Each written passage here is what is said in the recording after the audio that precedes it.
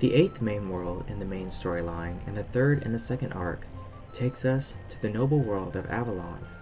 Steeped in Arthurian legend, Avalon is full to the brim with medieval knights, nobles, friars, and Monty Python references. Avalon sees the game return to English history roots, albeit while taking inspiration from a period half a millennium prior to the Industrial Revolution of Marleybone. In the stead of clockworks and rooftops, Avalon has wide green fields and carved stone towers. It is easy to see then how Avalon's vibrancy is often regarded as a consistent positive. Its palette marks a distinctive shift in tone away from the rest of the spiral thus far. The bright and regal atmosphere of much of the world also highlights the juxtaposition against the areas that are more grim and forgotten, such as the weird, to great effect.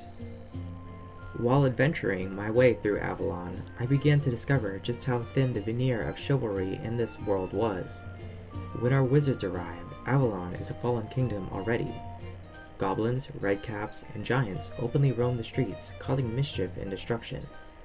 Brave defenders of the realm are ensnared by witches, or attacked by worms, or are imprisoned by ogres. The castle has been all but abandoned to the evil Pendragon in the aftermath of the king's supposed death and the queen's flight. The valiant memories of a lost time are just that. This is what those still loyal to the queen cling to, a dream of a better time that has already been dreamt. With the stage set, our wizards set off for Avalon in search of the legendary Sword of Kings, with the promise that its magnificent power will be able to match Morganth and her deck of shadows. Which is a funny thing for characters to assert, because everyone knows pack wands are obviously more powerful in every conceivable way. This world, first and foremost, explores the narrative underpinnings of our main villain, Morganth, the Shadow Queen. In this way, it largely serves as an inflection point, where the writers finally realized that they would have to take their job seriously, and build up to an actual epic fight, rather than saying that some evil person is after some vague evil power hidden somewhere. More than Zafaria and Celestia before that, the writers actually take some time, one single instance that is, devoted to explaining the origins of the big bad that, at this point, we really don't know much about. It also introduces us to the Council of Light, an organization of besties that saved the spiral long ago through the power of friendship. But I'm getting somewhat ahead of myself. The main story here revolves around the player's role as they advance in knighthood, bring together the Knights of the Silver Rose, and search for the Sword of Kings. Well, in truth, the latter is the goal, and the former two are just the side effects of jumping from quest to quest. Avalon struggles to put forth a feeling of progression in that respect. The player is initially given the objective to find the sword, and the entire world revolves around that one singular goal, only to use it once during the penultimate fight with the Pendragon, and never use it again. It ends up being a far cry from the saving grace against Morganth that it was portrayed to be, and, to my knowledge, it is never used or mentioned again during her arc. It all gives the appearance of being a filler world with no actual consequences whatsoever. This level of filler seeps down even into the most basic dialogue. The sword is always a moving target, with each knight you come across giving the literary equivalent of "our princess is in another castle" when you ask about the blade's whereabouts. Why am I doing this? What am I even doing? Is it my purpose just to bumble about getting slapped with the same excuses for hours and hours, and hoping that there is a light at the end of this tunnel? I understand that this feeling of being a knight in training and banding together with your new knight buddies is supposed to be that sense of progress, as evidenced when recruited knights set up shop in Caliber. But the story itself drags on for too long for mainly cosmetic changes like that to have the intended weight.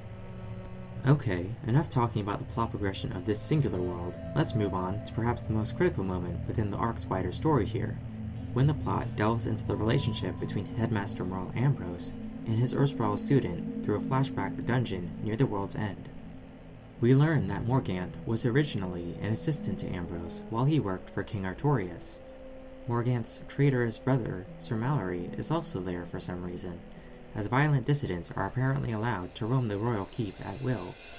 Morganth, as we see in her youth, is already sneaky, conniving, and power-hungry, drawing clear distinctions between our previous main antagonist Malastair. Now, we don't exactly see why she is like this, at least not yet, but we do get a consolation prize as she explains her plan to corrupt the king with an evil artifact named the Horned Crown and rule over Avalon with an iron fist. And what is the punishment for this attempted coup d'etat? And I'm not mad, I'm just disappointed. And a "I was going to teach you how to destroy the kingdom if you were just patient with me" speech from Ambrose. Also, apparently Artorias can see the future or something like that. Kinda like the ending of Assassin's Creed 2. Spoilers. I don't know, I can't be the only one that made that connection, right? And so we exit this lore-heavy dungeon, where the writers have unceremoniously shoveled all of the lore that they should have been building up over the course of this entire world, and the previous worlds together. The king is saved, the evil knight Sir Mallory is defeated, and Morganth's plans are in shambles. Except it isn't quite like that, is it? To remedy the discrepancies of the vision that we experienced and the current state of the world, there is a quest, similar to the ones in Zepharia, Azteca, and Chrysalis, that is dedicated to ironing out the backstory of the place in the form of tapestries. It tries to lay a simple enough foundation for the world, but it doesn't quite mesh cleanly with what we experience through gameplay. Because, for some reason, although we as Gamma overheard Morganth's evil plan, we didn't think to warn the king about it. Strange bit of information to keep to yourself, that is. I would have immediately flagged that in my mind as an imminent national security emergency, but you know, that's just me. In fact, the more I think about it, maybe the reason Gamma and Merle ran to Wizard City is that they couldn't face anyone else in Avalon.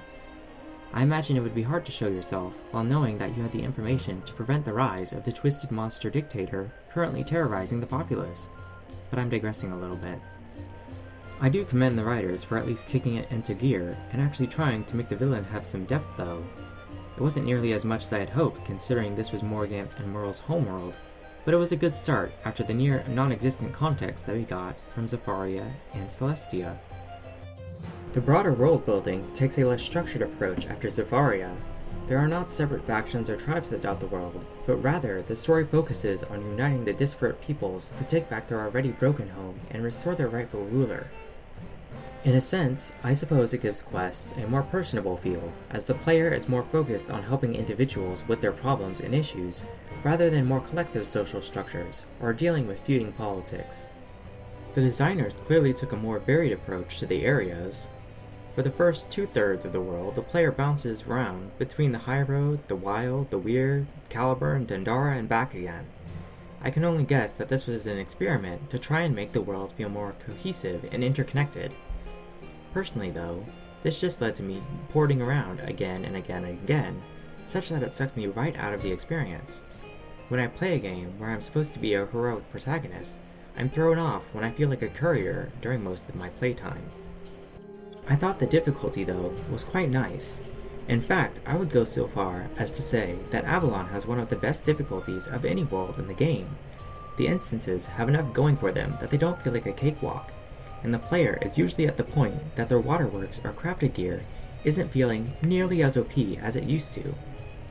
In contrast to a certain world following this one, the difficulty never feels unfair or insurmountable, such that when I died, I threw up my hands and rage quit. Instead, I simply said to myself, okay, let's run it back. I know what went wrong, and I know I can do this. Uneven battles that pit the player against more than +1 mobs, like those of the Fire Spitter spawn in High Road, and the Unsung Knight in Ghost Avalon, are balanced well enough, such that me, as a casual and mostly solo player, can brute force my way through, after a few deaths, without relying on a deck chock full of treasure cards. Another rather surprising plus for me are the cheating bosses. They are, in my opinion, at just the right spot in Avalon to add that extra little flair to a battle without being overwhelming. The previous version of Young Morganth excluded, that is. It makes the world come across as more dynamic, like the enemies you are encountering are distinct entities and not a copy-pasted street battle, with one of the enemies having a larger health pool. And I mean, like, other than that, it's just classic wizard card combat, nothing else really to say here. Avalon is a lush and varied world, filled with knights and royalty that leads the player on a wild goose chase through medieval cities and dark forests. Along the way, the story of Morganth and Merle's origins are revealed, and their teacher-student rivalry is first explained in a rather hasty and haphazard way. Oh, and the player gets some legendary sword that ends up being total trash. The end.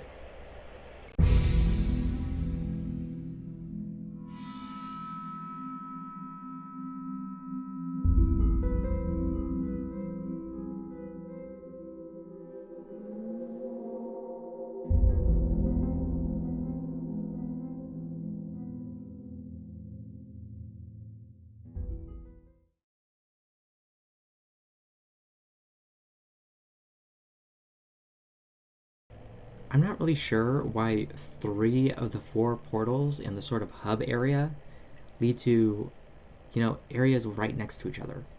Like, maybe that was to help facilitate their whole hopping between areas in the first half of the world, but it makes me wonder why they didn't do that for the second half too, because especially for things like dailies, where it asks you to go to the Crystal Grove or Night Garden, I think it's officially called, and you have to go through it takes you like a minute and a bit to get there, and it's just like, what? Well, why isn't there a portal down here? You did the same for the stuff earlier in the world. Why couldn't you have done it for this one? Maybe they had already designed the 4-arch thing for the hub already, so they didn't have more to add. But things like the lakeshore, things like the castle courtyard, it's like those take forever to get to. I'm not really sure why they didn't add one for there. Again, maybe it has to do with the whole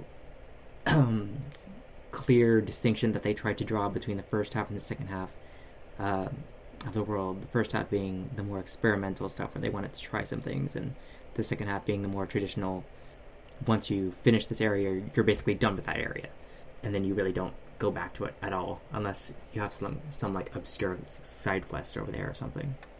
The whole shrine thing as well, like that just, I get, like, that was part of the night progression things, and apparently like the Lady of the Lake tells us that we need to meditate at all of them to become a full knight, and then blah blah blah blah blah, only a full knight can pull the sword out of the stone and whatever. But then we show that parts of the shrines can be stolen from, or that they can be broken, and it makes me wonder why, if like Pendragon's biggest weakness is the sword, then okay, why doesn't he just like break the rest of the shrines? Because we have to do some weird time travel thing to just hope to meditate at the broken shrine. Okay, why didn't he just like break the rest of the ones, and then he's like invincible or something like that? That seems a little like an oversight to me. Also, I'm not really sure if they wanted to run with this whole the sword is necessary to defeat the second arc. It's not like they couldn't have carried that. So, like, why not make the sword scale?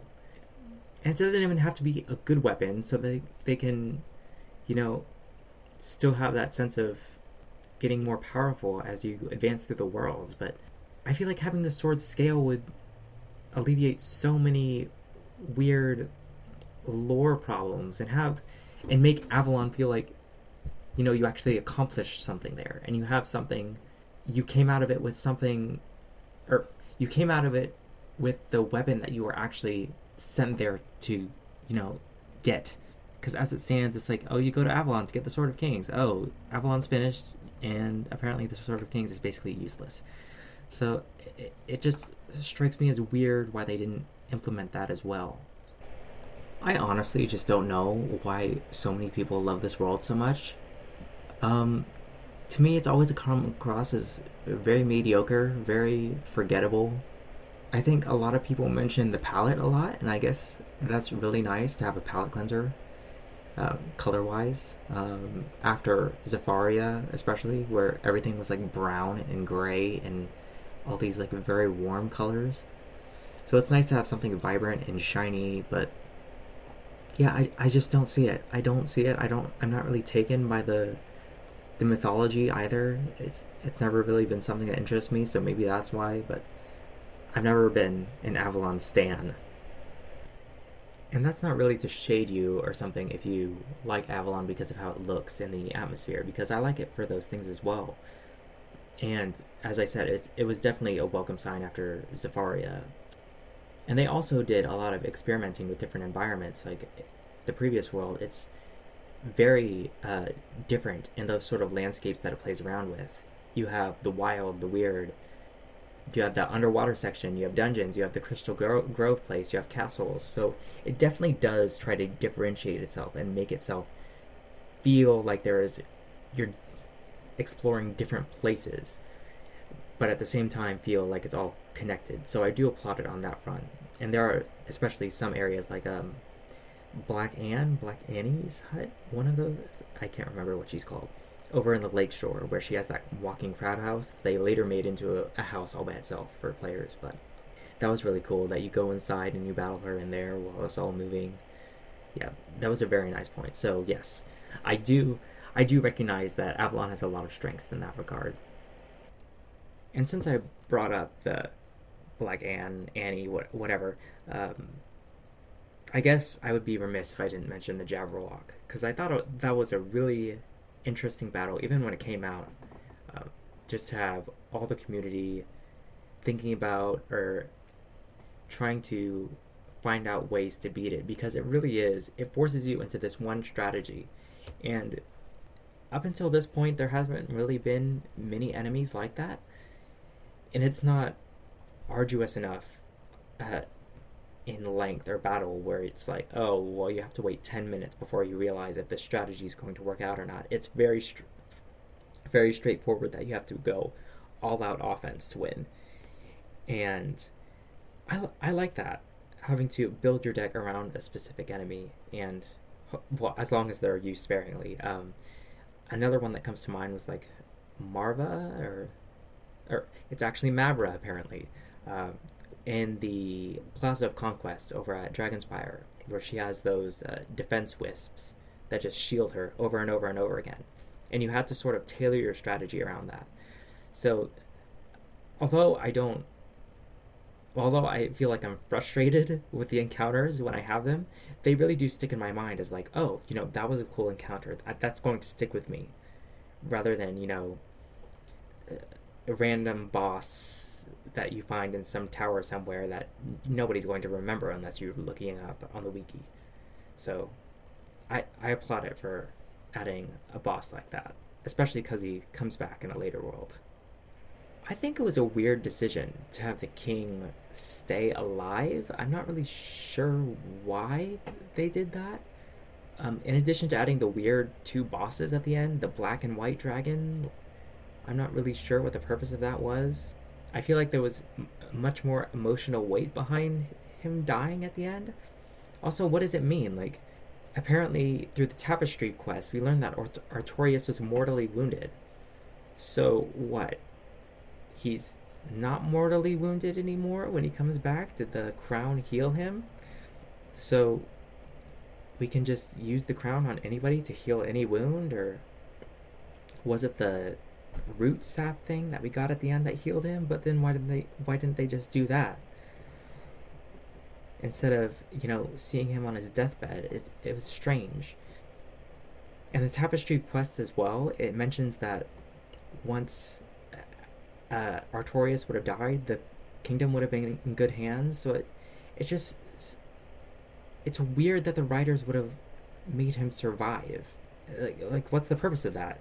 And even later, when we were doing the whole reforming the Council of Light thing in preparation for Chrysalis, spoilers, he says that he can't. So, and he sends the Lady of the Lake instead. So it's just like, okay, but then why didn't he just die? It just doesn't seem like there's a purpose to him surviving there.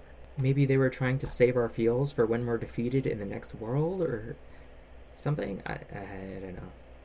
I like to imagine that, like, there's a 1 in 1 million chance every time you enter Gamma's Tower or Merle's Tower or whatever it's called over in Wizard City, that Gamma's just in the corner crying about all the guilt that he has about not stopping Morganth from corrupting their king and leading to the destruction of their world at the hands of like some immortal dragon thing. That would be pretty cool. And just, I guess that leads into just more intrapersonal conflicts in general, like trying to dig deep and understand the motivations behind the characters. Because for just looking at the worlds before this one, before Avalon, it's been so Disney villainy. It's been so superficial. And I know that they address this in later worlds because I guess they sort of had to move with their audience. But I think that they could even lean into that a little bit more and maybe even, add some more stuff to older worlds if they're feeling ambitious in that way. But yeah, add gamma crying, add more interpersonal conflicts, and I'll be a happy wizard, I guess.